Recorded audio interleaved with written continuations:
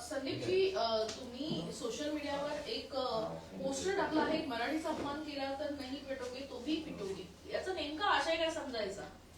मला वाटतं काल ज्या पद्धतीने मुंबईत होर्डिंग लावण्यात आली की बटोगे तो पिटोगे वगैरे, त्यांना मला असं वाटतं की एक महत्वाचा मेसेज आम्हाला सगळ्यांना मिळून द्यायचा आहे की मराठीचा अपमान केलात तर तुम्ही बटा, नाही तर नाही बटा, नाही बटोगे तो भी पिटोगे. मराठीचा अपमान सहन केला जाणार नाही, हा सुस्पष्ट मेसेज हा गेला पाहिजे आणि तो मेसेज देण्याचं काम आम्ही केलेलं आहे. एकीकडे युती झालेली आहे ठाकरे गटासोबत आपली, आणि दुसरीकडे अशा पद्धतीनं उत्तर भारतीय विरुद्ध मराठी वाद हा या निमित्तानं दिसून येतोय, तो कितपत नाही. हा काय उत्तर भारतीय विरुद्ध मराठी वाद नाही.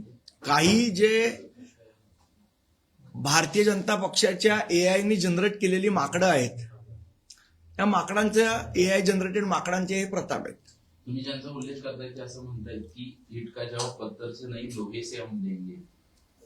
द्या ना, बघू ना कुठला लोहा कुठला पत्थर. मी तुम्हाला सांगितलं ना, ही जी मंडळी आहेत होर्डिंग आणि पोस्टर लावणारी, ही भारतीय जनता पक्षाची एआय जनरेट केलेली माकडं आहेत. पण या निमित्तानं निवडणुकीच्या पार्श्वभूमीवर वातावरण टाकवण्याचा प्रयत्न होतोय का? कारण जर लोहेचे जबाब देणे याचा नाही, मुळात असं आहे की याचा विषय आला कुठे, जाणीवपूर्वक भारतीय जनता पक्षाला या पद्धतीचं नॅरेटिव्ह तयार करायचं आहे आणि उत्तर भारतीय मतं गोळा करायचे आहेत, त्याच्यासाठी चाललेले हे खेळ आहेत. सोन्याची अंडी खाऊन झाली, आता कोंबडीच कापायला निघाले. आमच्याकडे विकासाचा तर त्यांच्याकडे खुर्चीचा एजेंडा. ही युती मराठी माणसाची नव्हे तर स्वतःचे अस्तित्व टिकवण्यासाठी उपमुख्यमंत्री एकनाथ शिंदे म्हणतात. मग मला एक सांगा की त्यांनी जी भारतीय जनता पक्षाबरोबर युती केली ती कशासाठी केली? सत्तेसाठीच केली ना, खुर्ची उभवायलाच केली ना. मुख्यमंत्रीपद मिळालं नसतं तर युती केली असती का एकनाथ शिंदेनी? दुसऱ्याकडे जेव्हा एक बोट दाखवत आहे तेव्हा 4 बोट त्यांच्याकडे आहेत, हे त्यांनी लक्षात ठेवलं पाहिजे. अदानी फॅमिलीसाठी महानगरपालिका नाही, हे त्यांनी लक्षात ठेवावं. त्यांनी असंही म्हटलंय की आमची डेव्हलपमेंटची युती आहे आणि त्यांची सेटलमेंटची युती आहे. असं कसली डेव्हलपमेंट केली? मला एक त्या प्रश्नाचं तो उत्तर द्या. 2 पूल आणि 1 रस्ता म्हणजे डेव्हलपमेंट होत नाही. इथे राहणाऱ्या मुंबईकरांचा हॅपीनेस इंडेक्स किती आहे? खरोखर जनता खुश आहे का? मला असं वाटतं जर जनता खुश असेल तर ती प्रगती असते, तो विकास असतो. इथे जनता कुठे खुश आहे? लोकांना नोकऱ्या नाही. एक अटल सेतू बांधलाय पण इथले रस्ते सगळे खड्ड्यात भरलेले आहेत. रोज तर काय उठून मी रोज अटल सेतू वरनं नाही ना जाणार आहे. जे मुंबईचे रस्ते आहेत त्याची काय अवस्था आहे? जागोजागी कचरा पडलेला आहे.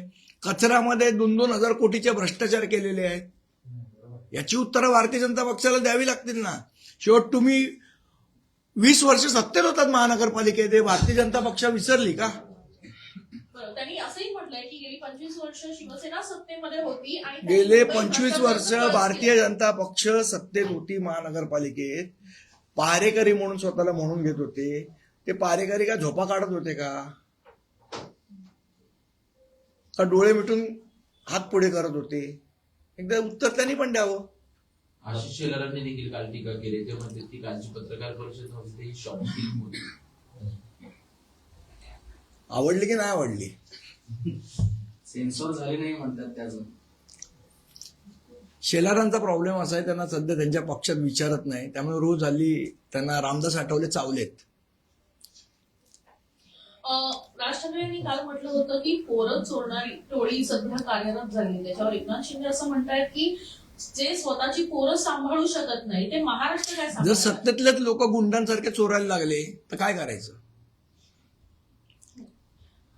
दुसरीकडे आम आदमी पार्टीनं कुठेतरी तुमची बाजू घेतलेली बघायला मिळत आहे की BMC is not a family business, असं जेव्हा बीजेपीने राज ठाकरे आणि उद्धव ठाकरे यांचा फोटो घेऊन ट्विट केलं होतं, त्याला आम आदमी पार्टीनं रिप्लाय केला आहे. आणि अमित साटमपासून राहुल नार्वेकरांपासून कसे फॅमिली पॉलिटिक्स मध्ये अहो यांचे किती सांगायचे. आता कोण मला वाटतं अमित साटमांचा मेवणा पण आहे ना नगरसेवक, शेलारांचा भाऊ आहे. दरेकरांचा पण भाऊ आहे. अजून यादी निघेल. अगर बात निकलेगी तो बहुत लंबी जाएगी. कोणाचा फॅमिली बिझनेस आहे ते कळेल ना. आणि का अदानीचा फॅमिली बिझनेस करायला महानगरपालिका आहे का? अदानीला धारावी द्या, अदानीला हे द्या, अदानीला ते द्या. मग अदानींच्या फॅमिलीसाठी महानगरपालिका तुम्हाला ताब्यात पाहिजे का? अदानी अंबानींच्या फॅमिलीसाठी हे पण एकदा सांगावं. मतांसाठी आता पलटी मारत आहेत, पण यांची जुने पापे त्यांना धुता येणार नाहीत. मुंबई आणि महाराष्ट्रातही हिंदुत्ववादीच आहे. महाराष्ट्रही हिंदुत्ववादीच आहे. माझी पैदास हिंदुत्ववादी, असं मुख्यमंत्री देवेंद्र फडणवीस. आम्ही काल बघितली व्हिडिओमध्ये. तुम्ही त्यांचे व्हिडिओ पैदास. ट्विट केले, दोघांच्या व्हिडिओ त्यांनी ट्विट केले व्हिडिओ, की काय त्यांच्यातून म्हणायचे अल्लाह हाफिज असं त्याच्यामध्ये उल्लेख आहे. अरे ज्यांची पैदास हिंदुत्ववादी आहे त्यांचे व्हिडिओ आहेत ते. किती छान हिंदुत्ववादी दिसत आहेत त्याच्यात. ते कौतुक वाटलं म्हणून व्हिडिओ ट्विट केले. पण असं काही आणखी व्हिडिओ- मुंबई महानगरपालिकेचा रंग हिरवा करण्याचा प्रयत्न हा करण्यात येतोय असा आरोप जो आहे तो ठाकरेंवर होताना बघायला मिळत आहे. हिरवा रंग आणि ठाकरेंवर आरोप. कोण करतंय हिरवा रंग? यांच्या डोक्याचाच हिरवा रंग भरलाय. कुरेशी, आशिष कुरेशी म्हणजे मुंबईला लागलेली बुरशी आहे. कुरेशींनी आम्हाला शिकवू. आणि मला एक सांगा, जेव्हा रजा अकादमीचा मोर्चा निघालेला हुतात्मा चौकाचे आपल्या आझाद मैदानाच्या इथे, त्यावेळेला ज्या पद्धतीची, त्यावेळेला कुठे होत्या हो यांचे हिंदुत्ववादी? घरात सगळे शेपट्या घालून बसलेले. कोण आलं बाहेर? फडणवीस साहेब आले का आशिष कुरेशी आले? कोण आलं बाहेर? का अमित खान आले? कोण आलं कोण बाहेर? त्यामुळे ह्यांनी आम्हाला हिंदुत्व वगैरे शिकवू नये. तुम्ही काल व्हिडिओ ट्विट केला आणि राज ठाकरे देखील म्हटले की माझ्याकडे देखील असे खूप व्हिडिओ आहेत. नक्की काय त्या व्हिडिओच्या माध्यमातून तुम्हाला त्या वाक्याचा अर्थ पण काय घ्यायचा? नाही, मला असं वाटतं येणाऱ्या दिवसात कळेल. आणि आता हे व्हिडिओचं लावले तो व्हिडिओ पुन्हा सुरू होणार आहे. येणाऱ्या दिवसात मला असं वाटतं याची सगळ्याची उत्तरं मिळतील. अभी तो सुरुवात आहे. शिवसेनेला 4 कारकून आणि बडवे यांनी घेरले होते, त्यामुळे हे कारकून आणि बडवे कोण यांचे उत्तर राज ठाकरेंनी अगोदर द्यावं, असं आशिष शेलार काल म्हणाले. आपत परिस्थितीत नाही, कुठल्याही परिस्थितीत नाही, राष्ट्रवादीची युती नाही नाही नाही. एकीकडे महायुती सध्या सक्रिय असलेली बघायला मिळते, मात्र त्याच्यामध्ये अजित पवार पुढे सक्रिय नाहीये. अजित पवारांना डावलून मला वाटतं अजित पवारांना प्रश्न विचारा, तेच उत्तर देऊ शकतात. मी त्यांच्या वतीने उत्तर कसं देणार? पण मग हिंदुत्व आणि हिरवा रंग हा अजेंडा पुढे येण्यासाठी अजित अहो, पवार- जे नवाब मलिकांच्या मांडीला मांडी लावून बसले ते काय आम्हाला शिकवत आहेत? सत्तेसाठी बसले ना. नवाब मलिकनं घेतलं ना पत्राखाली. एवढे पर्सनल आरोप नवाब मलिकांनी ज्या देवेंद्र फडणवीस साहेबांवर केले, त्या नवाब मलिकांना सोडवण्याचं काम कोणी केलं? भारतीय जनता पक्षानेच केलं ना. बरोबर यांची अजित पवार साहेबांची युती झाली आणि नवाब मलिक सुटले जेलमधनं. लोक काय मूर्ख आहेत का? लोकांना कनेक्शन कळत नाहीत काही? ज्या भुजबळांवर यांनी आरोप केले त्याच भुजबळांना मंत्रिमंडळात घेतलं. त्या हसन मुश्रीफ ते हातोडा घेऊन बिचारे किरीट सोमय्या गेले, त्यांचा हातोडा पण लोंबकळला त्याच्यामध्ये.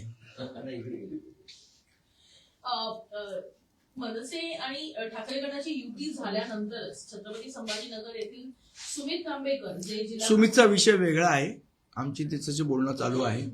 थोडी नाराजी आहे, आम्ही बोलू त्याशी. पण मग ही नाराजी दूर करण्याचा प्रयत्न असेल. आम्ही बोलू, आमचे नेते मंडळी बोलतील त्यांच्याशी. जागा वाटपाचा काही पेच नाही, उमेदवारच मिळत नाही ठाकरे बंधूंना, असं देखील सांगण्यात येतं. योगेश कदम. कोण? योगेश कदम. योगेश कदम का बैठकीला हजर होता आमच्या?